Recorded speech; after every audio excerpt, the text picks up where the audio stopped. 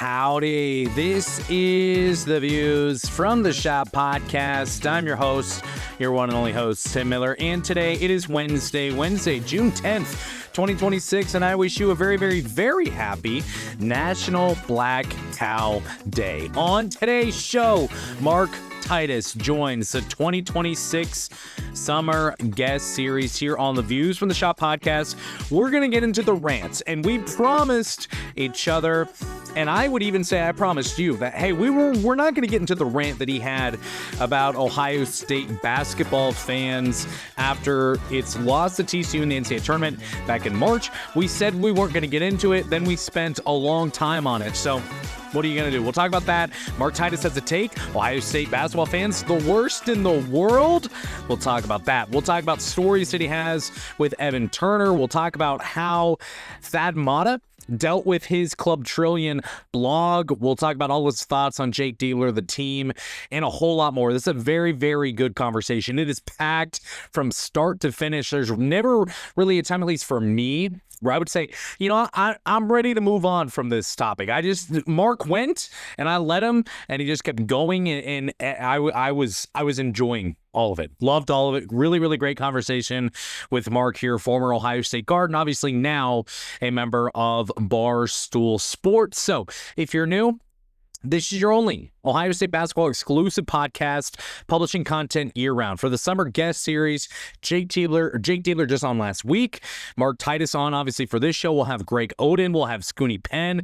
We'll have a bunch of other coaches and staff members on the show, former players joining the show as well, and a bunch of other names still yet to be announced that will join the Summer Guest Series. So make sure you subscribe. Please like the video on YouTube as well, and follow on all the socials. Again, this is the only Ohio State basketball exclusive podcast, and I would also recommend you get to the Substack as well. If you want a chance to ask questions to the guests, get to the Insider Subscriber Chat specifically. That is viewsfromtheshoppodcast.substack.com. All right, Mark crushed it. I'm very, very thankful to have him on the show for the second edition of the 2026 Summer Guest Series. Let's get into it with Mark Titus.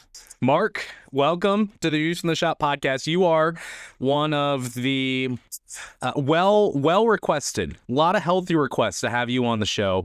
So it's great to have you here today. My first question, we want to do this the right way. We want to have some journalistic integrity, and I feel like it's my responsibility to ask you about your playing career first. Okay. Let me pull up the numbers. It won't take long at all. We can breeze through this quickly.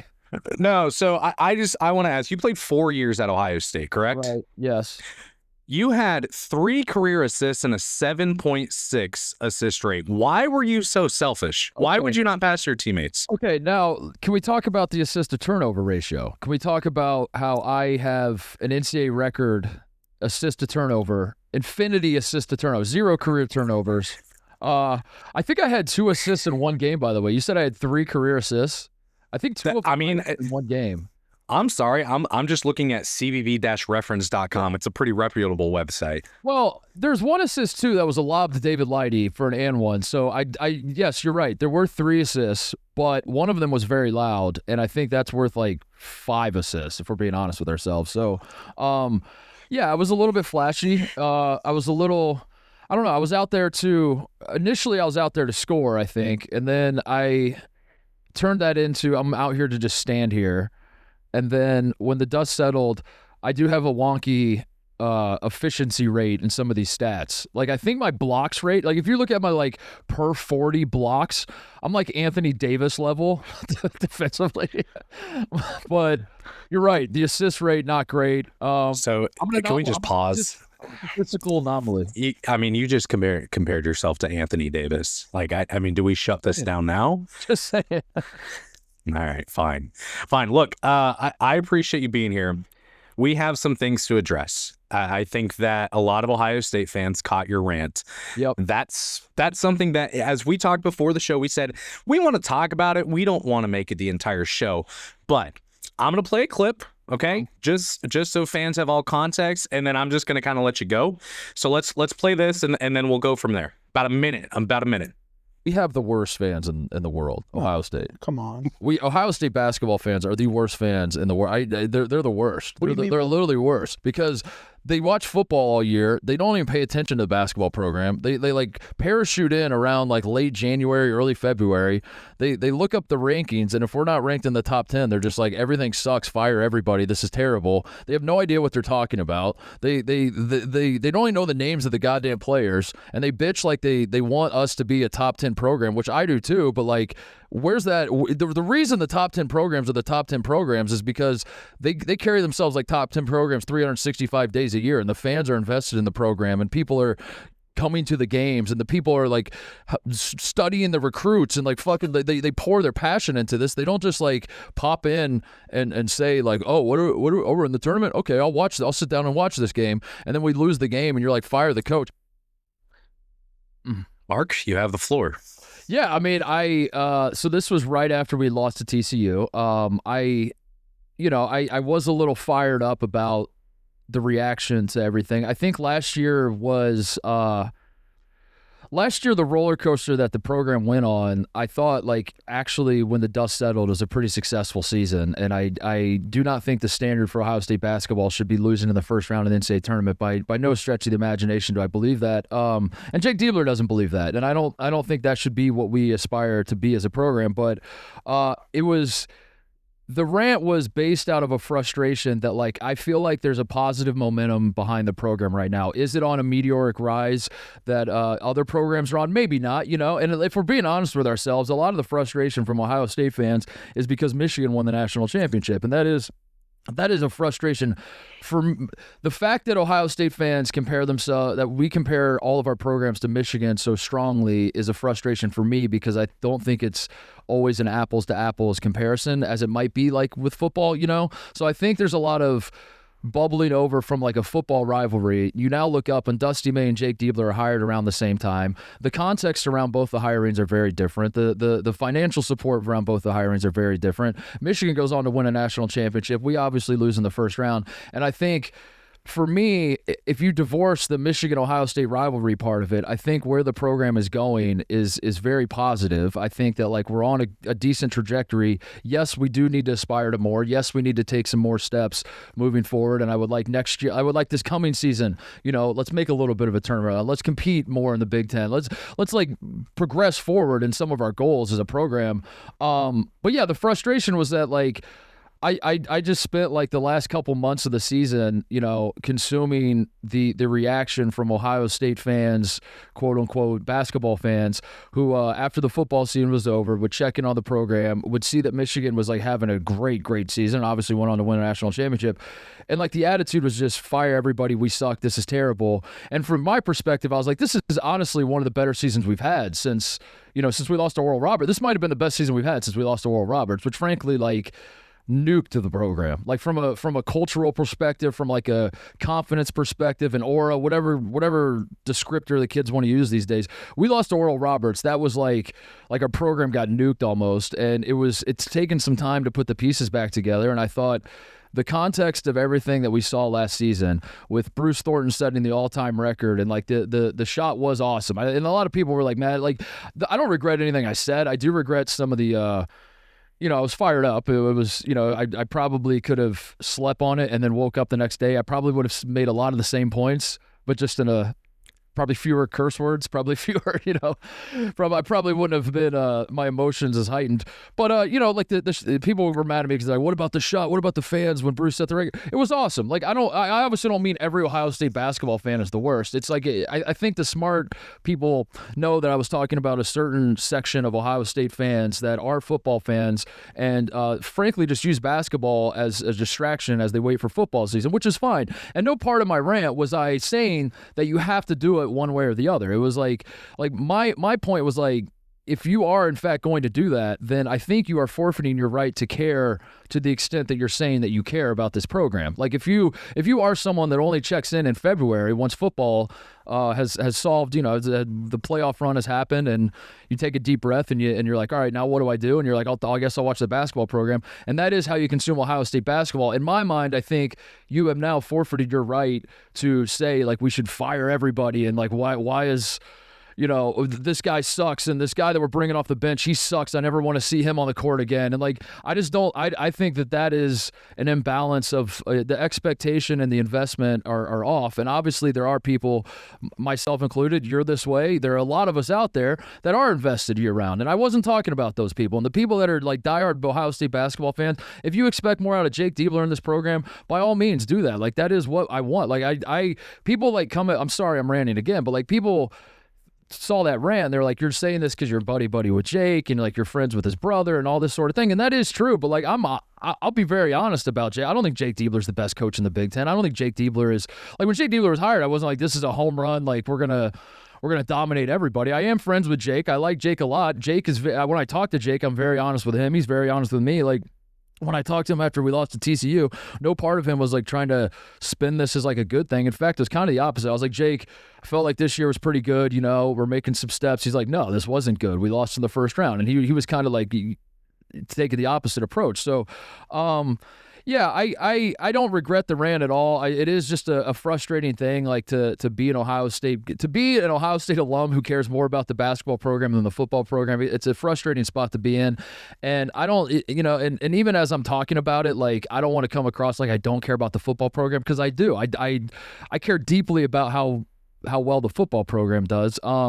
It's just that I think that, like, I don't know if this is a correct use of the phrase, but like the tail is wagging the dog sometimes, where like these passionate football passionate football fans are the loudest people, and like they kind of control the narrative around like all these other sports. And there's just this attitude that like, we're Ohio State. We have one of the biggest athletic departments in the country.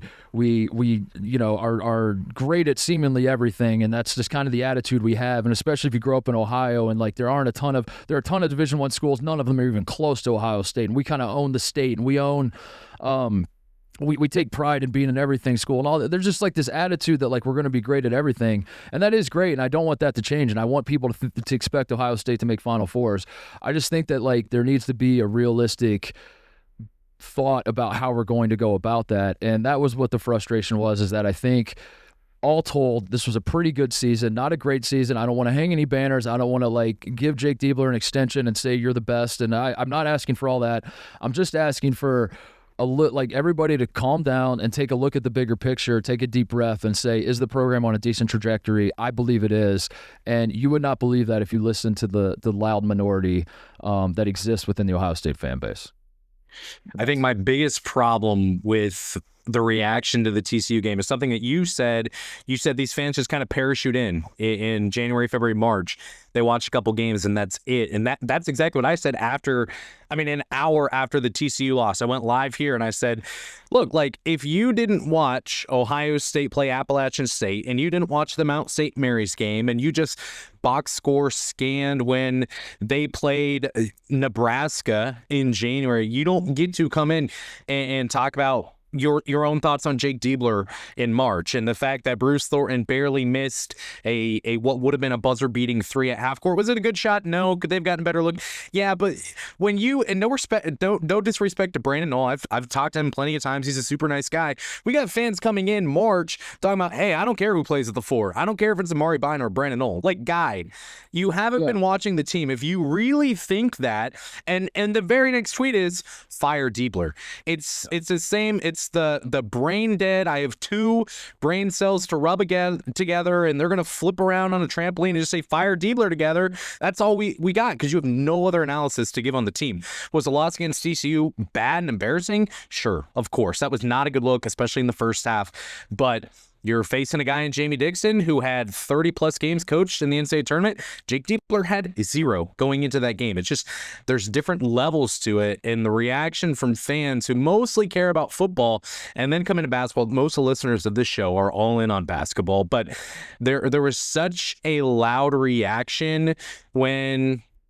Did you watch the Michigan State game? Like, did you see that Amari Bynum, like, are you aware Amari had a 102 temperature during that game, and he tries to give it his all? Like, there's so much context that you need. If we're going to go all in on fire Diebler, you better be all in and pay attention to Ohio State losing out on Cam Mercer and getting LJ Smith and Anthony Thompson and all the other things that go on around the program year round. it doesn't make sense to me. So I don't disagree with your takes whatsoever.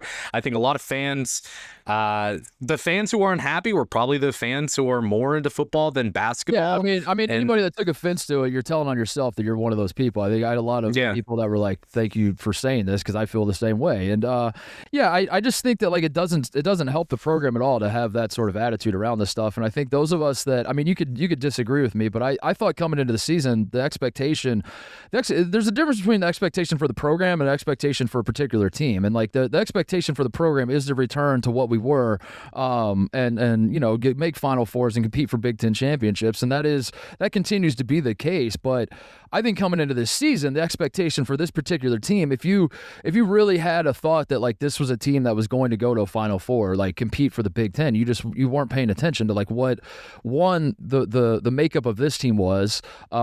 Two, what the rest of the Big Ten looked like how strong Illinois and Purdue and Michigan and all these other teams were.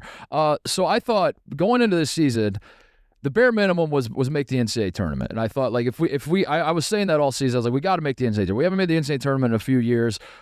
Chris Holman gets fired because he's not making the NCAA tournament. Jake takes over. Year one, we're very close. We're right there on the bubble. In the end, we don't make it. And it's like, we got to get back to the NCAA tournament. We got to get back to Selection Sundays where we're not sweating it out. And then we move forward from there.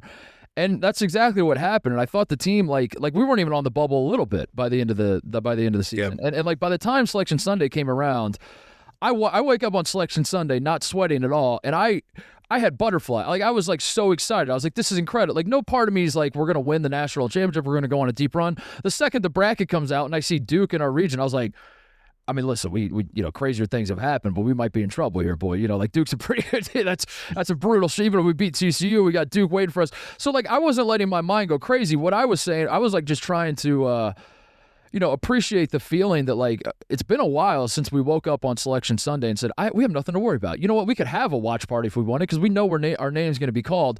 And I think that's like the foundation we need to start with.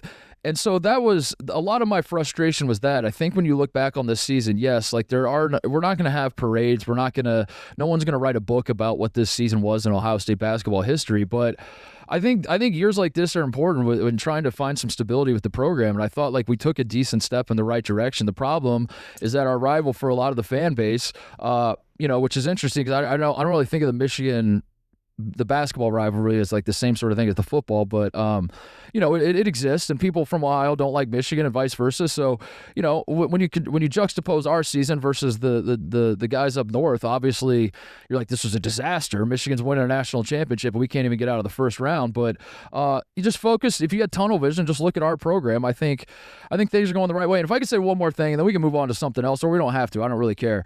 A lot of my frustration also comes from I'm a Thad Matta guy. I would die for the man. I would do whatever he asked me to do. If he called me right now and told me I don't know. I would just do anything he would what? ask me to do. What? Give me an example. What's the craziest thing you would do for Thad? I don't know. If he was like, I need you to cut off your arm, I'd be like, Coach, say no more. I'll do it. I'll cut my arm off for you. Like I don't know why you need me to do this, but I'll do it. I would die for that man. And everything I have in my life is because of him, and I owe everything to him. I love Thad so much, and to see and it is, again, I want to be careful with my words because people take offense and they're like, it's not every Ohio State fan. I don't want to paint with a broad brush, but there were a lot of Ohio State fans that ran him out of town and said, Thad Matta, his time has passed. He'd get him out of here. He's got to go. Like, I can't stand to watch Thad Matta coach another basketball game, which, like, if you go back and look at, like, the Thad years that were a disaster in people's minds where they're like, this is an embarrassment for Ohio State basketball. I would like people to just go back and look at what those 2 years looked like and be like, oh, yeah, I guess the way I remembered it, we won 7 games those years, but I guess they actually weren't as bad as I thought. A lot of people that were like, Thad Matta you cannot coach another second of Ohio State basketball, are now, how many years is it? Almost 10 years later, you're looking at Jake Diebler on the sideline. You're saying, fire Jake Diebler. And then you say, well, why do you want to fire Jake Diebler? And you say, because we're Ohio State and we have to get back to what we were. And you're like, okay, so what were we? Well, there was a time when Ohio State basketball used to go to the Sweet 16 as a bare minimum. Ohio State basketball used to win the Big Ten tournament. We used to win the Big Ten regular season. We used to go to the Final Four every couple years. That should be the standard. Oh, that should be the standard. So we should go back to the guy who brought us all that. Who was that again? That was the other guy you wanted to run out of town. And I think that's my frustration, is that like I'm watching these people that held a gun to Thad Matta and said get the hell out of town, now are longing for Thad to return. And yeah, I think that a lot of my frustration comes from that. Is I think when you let these people, these loud voices dictate the direction of the program, we fired the greatest coach in school history. We fired a guy that had just an unbelievable run of success, which, by the way, not only go back and look up his 2 years when, the 2 years where everyone's like, this is a disaster. We must fire him. This is an embarrassment. Go look.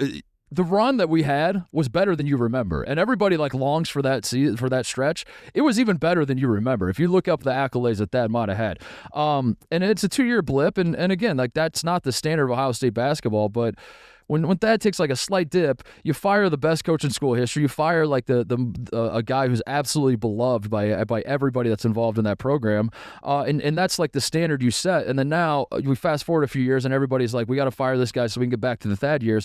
Very frustrating for a guy like me, who in the moment when Thad was fired, I was like, this is actually insane that we're doing this. So, I just like I don't always love the conversations around the basketball program, but I do love the basketball program. And in spite of, my tone and some of the rants I go on and the way I talk about it, I'm actually very optimistic about where the program is going. My frustration is that people aren't optimistic, I guess. So like I get angry because, it's like a lot of times there are clips out there of me like, they're like, damn, does this guy hate the program? It's the opposite. Like I'm excited. I like the talent we have. I like the future. I think we need obviously we need more money. We need to invest in NIL. I think like all that is true. I think a lot of people also, and I will shut up. I'm sorry, but you did kind of throw me an alley-oop and say, go talk about your rant. That's the point. That's why you're here. But I think a lot of people thought my rant was like, they thought I was like blaming the fans for, like basically saying like fans need to look up recruiting rankings if we're ever going to be good, and it's like that's the problem, and that's not, I understand that. Like I think if I saw that rant too, I would make a similar observation, but I didn't do a good enough job of saying like I don't expect you. I'm not saying you have to do that. I'm not saying that like. I don't mean to like gatekeep Ohio State basketball fandom to that degree. I do mean to gatekeep it a little bit. I won't lie. Like I will say I do the same. Like I would like to gatekeep Ohio State basketball a little bit to keep what would be called the lunatic fringe in football. I say that with air quotes because I don't even agree with that. But to keep some of those football fans out of the basketball fan base, because I don't want the casuals here. If you are going to be in on Ohio State basketball, you got to be in. Or if you're going to be a casual, just say like I'm a casual in this, and like I'm here for the ride, but I don't like I'm not gonna call for firings or call for like I'm not gonna get on Instagram comments and trash kids that are that were 1 for 6 in a game and that this is the first game I ever watched. This guy sucked. So yeah, I do mean to gatekeep that, but I don't mean to suggest that like if you're an Ohio State basketball fan, you need to empty your bank accounts and give every dime you own to the program, and you need to make sure you're there at every game. I don't want to tell people how to live their lives. Like you don't have to. I'm not calling for that. What I'm calling for is like. I hit it quickly in the rant, and then I moved past it, and I should have elaborated a little more. I'm saying that like there needs to be your investment and your expectation need to be at the same level, right? And if you're someone who's like, listen, I'm gonna be honest, like I like the Buckeyes a lot. Like no part of me wants to give money to an NIL fund to help the Buckeyes. Like I'm gonna turn the games on, I'm gonna watch the game, I'm gonna cheer just as much as anyone. But yeah, if you're asking me to give my hard-earned dollars at a time when like money is tight for our family, and I'm going to give money so an 18-year-old would come to our school, I'm just not going to do that. That's your right, and no part of me thinks that that's like wrong of you to feel that way. Of course, do that if you must. But what I'm saying is that unfortunately the reality is that like a lot of these programs that you're trying to stack Ohio State up against, they have people that do that, and then so that's why I feel like doing stuff like that would then give you the right to, like, if you're like a Kansas fan who wants to fire Bill Self, that seems insane as well. But like, if you're a Kansas fan who's been giving all sorts of money and you can't feed your family because you're funneling money to Kansas because you love Kansas basketball so much, and then Bill Self is like not as good as he used to be, and that's your attitude, I don't know. I feel like you kind of earn that right. So that's where I come from, is like I feel like there are a lot of fans in the Ohio State fan base that have this undeserved expectation, but the investment from their level is not there, and the investment from the athletic departments are not there. And I don't mean to say that like if we're gonna get 5-star recruits and if we're gonna get like the top transfers, it comes down to all the Ohio State fans need to flip their couch cushions over and donate what you can. That's not what I'm saying at all. I'm asking for like all of us to kind of look in the mirror as Ohio State basketball fans and say like how much do we really care? And if it's not a financial thing, it doesn't even have. I'm not even talking about that. I'm just talking about like. You know, you and I are sitting here talking in June, you know, like how many conversations are we having about Ohio State basketball in June? How many conversations are we having in July? How much are we how much are we living and breathing this program? And if the answer is not that much, that's fine. I just ask in return, like, don't then when March rolls around, decide that this is the most important thing in the world and that if Ohio State doesn't make the Final Four, you want to kill everybody, you know? And that's kind of where I'm at. So I think that's, you know, I don't regret what I said. I don't regret the rant. I do wish I elaborated more. Unfortunately, I was doing like a national thing where like the tournament was going on. There were 1,000 other games I had to get to. And I wish I probably would have turned the temperature down on my tone a little bit. But that's it. That's I think I said what I needed to say about the rant.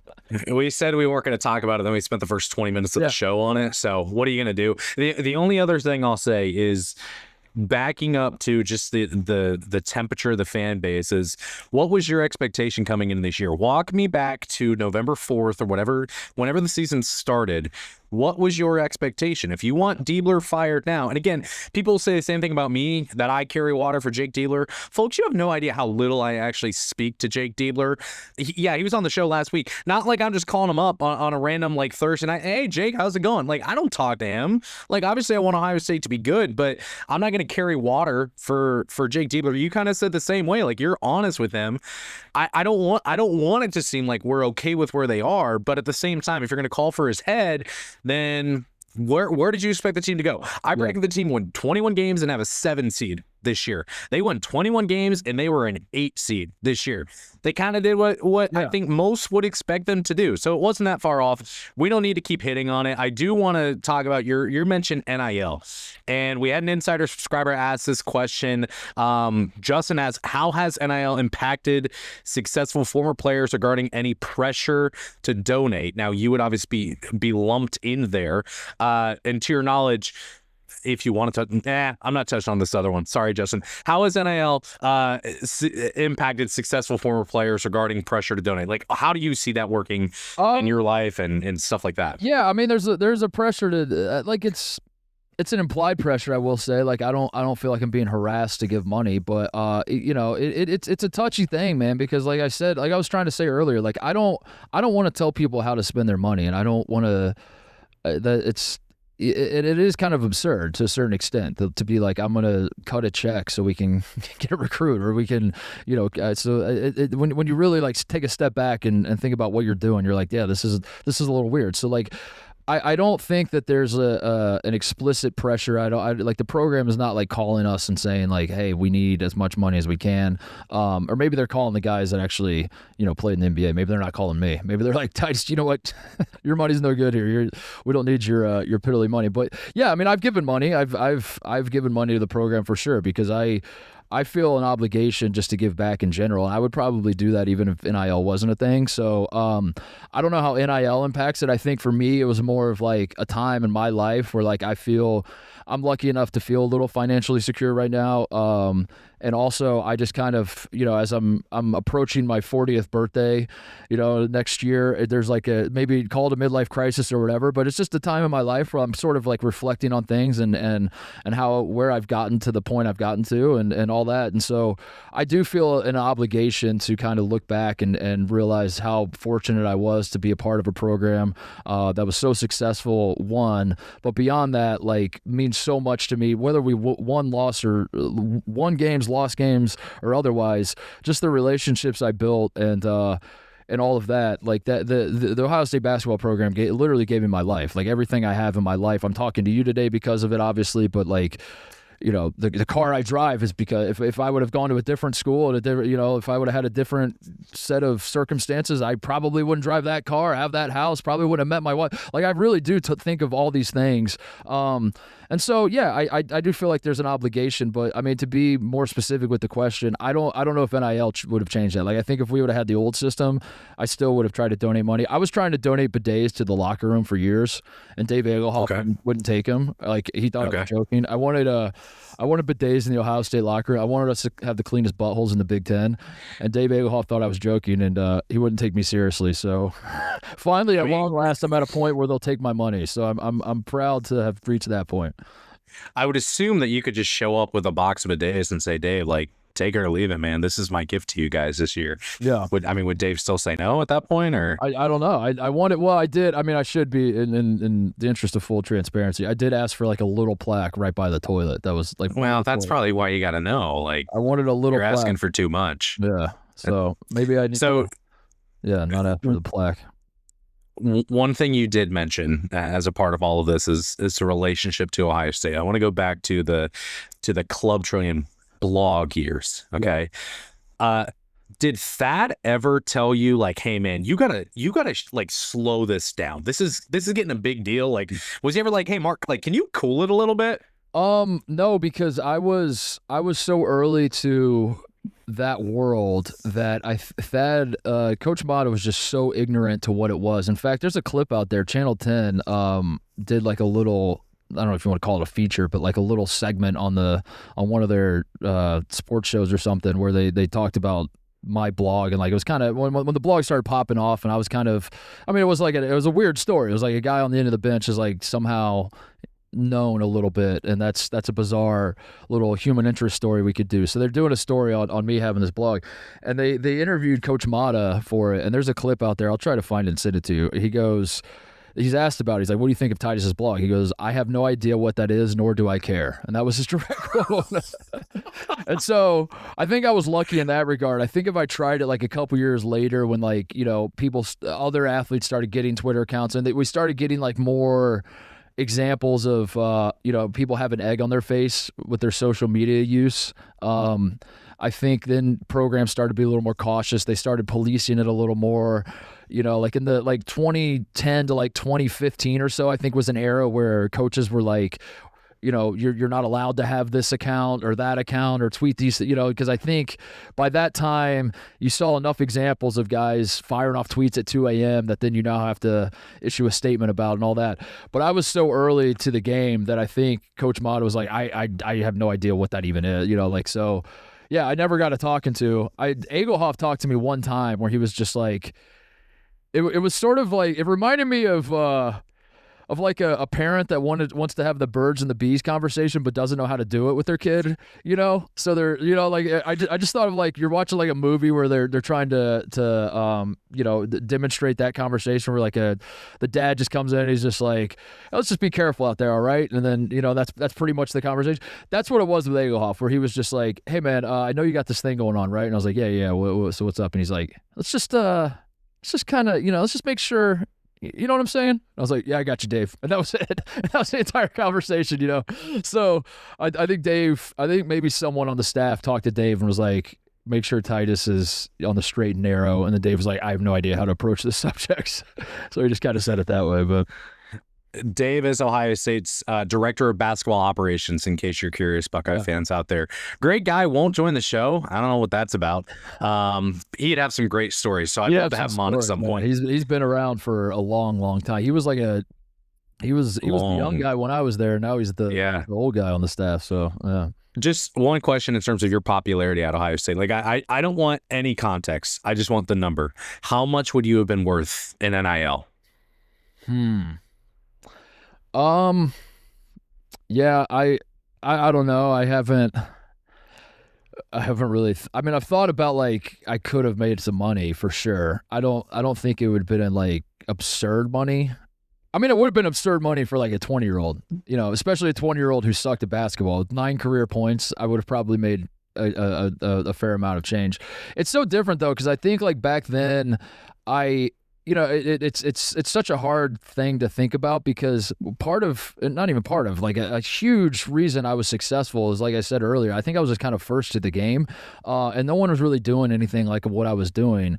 And now that NIL is here, on the one hand, it's like, yeah, I could have made a lot of money, but also I would just be one of a trillion no pun intended, but like I would be one of a ton of voices in a sea of content out there to where I don't even know if I would have popped off like it did a little bit. So I don't know. I do know I think we made like 55. I forget what the total number was. Like $50,000 to $60,000, I think, in the T-shirt sales my senior year. I know that. Okay. We sold T-shirts and then gave the money to a kid again. So just from that alone, like that, $50,000 to a kid in college. I mean, it might as well be $5 million. So Yeah. I would have loved that, but no, I don't think about it too often because it kind of going back to what I was saying earlier. I was just so fortunate enough to be on the team. I was so fortunate enough I got a scholarship for 2 years. So, that helped a lot. And, there were some weird things where like I ended up, we got scholarships taken away. Actually, my final 2 years, I got my scholarship taken away because of academic, rating or whatever. Like we had got even early to go to the league and it hurt our APR score.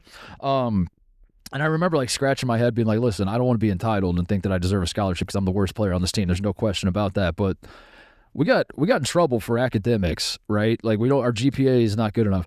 And you're taking a scholarship away from the guy with the best GPA on the team. That just it's like, this is a little weird, but I'll take it. So I don't really spend a lot of time thinking about it because I have my career now because of the position I was in. And, if I would have got all the NIL money, I probably would have been cool, but I would have blown through all of it. I would not have positioned myself to be where I'm at now. So, but yeah, I would have had a lot of fun in college. That's for sure. See, we went through all this and I said, Mark, just give me a number. Yeah, I don't know what the want a number. You give me a number. I don't know what the number would be. I think now. Granted, it would be I know it would be at least $50,000. I know at the very least it'd be $50,000. Well, we have some numbers. We know how much some players are making. I think that it's very clear you would have been making more than $50K. I think you could have maybe touched maybe $1 million, right? Yeah. Like just with the popularity of you and your brand, I think you could have gotten there I do think I could have gotten some brand to pay me a lot of, like, I could have lied to some brand about how important I was, and I could have gotten the fat check for. Yeah. I also could see, like, to be honest, like, I did get a lot of coverage that is just, like, hilarious to look back on. Like, there was a time, the Yahoo, when I declared for the draft and then had to pull out because the NBA got mad at me, you go to the yahoo.com, which, like, for the young kids, they're probably like, what the hell is that? But the yahoo.com front page, they had 4 main stories of the day. 2 of them were like bird flu or something. Like there's a pandemic coming. Of course, right? Yeah. One was like Obama was doing something. I don't know. He something to do with obviously some important legislation that he had signed. Very important that you remembered it to this day. The 4th biggest story in the world, according to Yahoo.com, was that I pulled out of the NBA draft. I think back on stuff like that where I was like, could I have monetized that somehow? Like, could I have just taken that like 2-day window when that happened and I had some eyeballs on me? Could I have like flipped the money switch and cashed in on that a little bit? Probably, but yeah, that's all good. I mean, it took you a few years, but I would say since you've monetized it to this point. Yeah. So we're doing all right. All right, let's do another question from an insider subscriber. This one comes from TH. That's as specific as he'd like to be. Mm-hmm. He just wants you to rehash your beef, quote unquote beef with Evan Turner. Can you just talk about your relationship with Evan Turner? Yeah, Evan Turner relationship started out rocky because we both, first of all, I'll work backwards. We're in a great spot. I love Evan so much. He lives in Chicago. I live in Chicago. I see him every so often. I don't see him enough. Strangely, he's always in Chicago, but like he lives. I'm sitting in Chicago right now in our studio. He lives like less than a mile from us, and he just like can't find time to come on the show, which is that is kind of interesting. But no, I love Evan.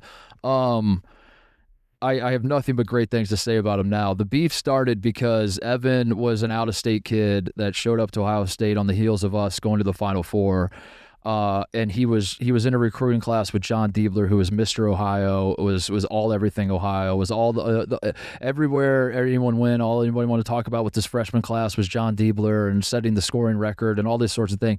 And I think Evan just had a little bit of a chip. In fact, I know he did. He had a chip on his shoulder where he's like, I'm the best guy in this class. Like, why is everyone want to talk about John? Why is this walk on giving me crap? Like, who the hell is he that, because I was obviously a smart ass in the locker room and I love to pull pranks. And, I was, in terms of basketball skill, at the bottom of the totem pole, but like I was empowered by being friends with Odin and Conley. So, like part of me was, my freshman year, I kind of had, I should have just shut up and sat off to the side, but unfortunately I was friends with the best players on the team, and so we were just cutting it up in the locker room and all that. And I carried that energy into my sophomore year, and Evan Turner arrives, and I think it was just like a perfect mix of like just egos from both of us, and I'm too much of a smart ass. He's a smart ass himself.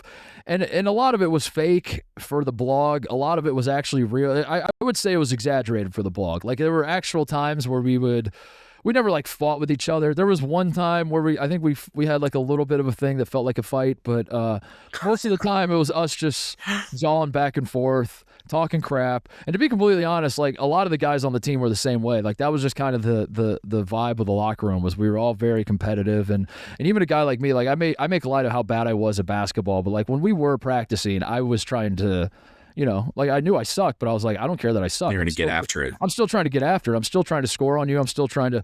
So yeah, we would be very competitive, and that's how it started. And that's, and then I'm writing stuff about Evan, and he's like, "What the hell are you writing that?" Which is a fair perspective to have, and I probably was exploiting him for clicks, and then so I think back on it and I'm like, I could have done things a lot differently, but also I kind of try to give myself a little grace, because I was 20 years old and just trying to be a smart ass on the internet. So we're in a great spot. Evan's cool with everything. I had him on my show last year, and we talked about it a lot, and it was a fun conversation. So anyway, that's how it all started. So last question. I know we got to run here.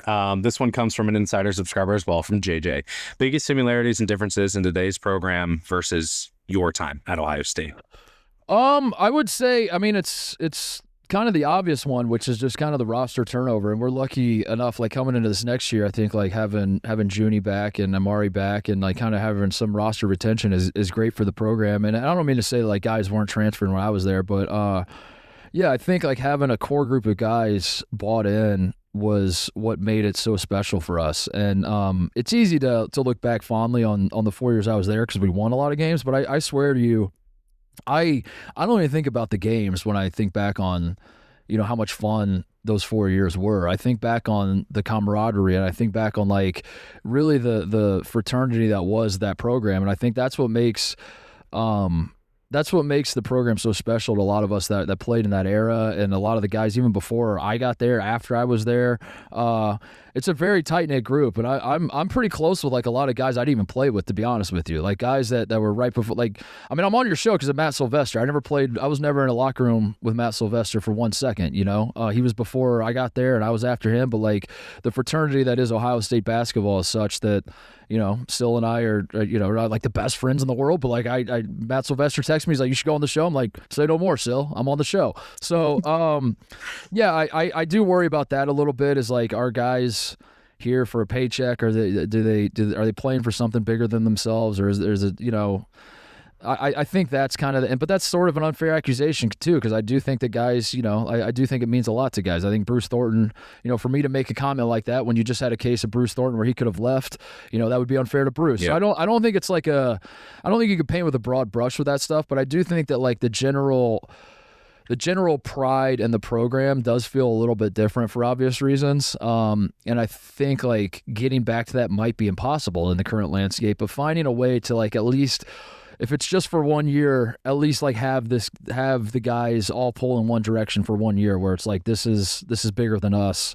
Let's go try to accomplish something. But that's kind of how I feel about it. Is I think you go back to these old basketball reunions we have, and you kind of see the guys of our era are just like a tight knit, that like we find each other, and we it's a very tight knit group. And then, I am curious to see the guys of the last 5 years or so, how what that looks like, how excited they are to see each other, how do they even show up?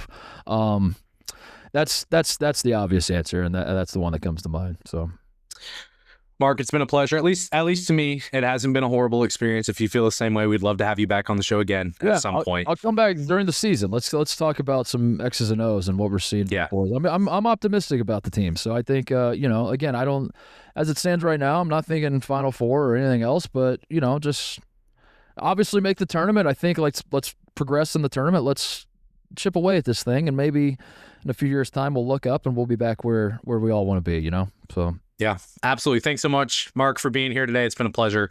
And we'll look forward to having you back sometime. I will absolutely come back on anytime you'll have me. Appreciate it. Awesome. Sounds good.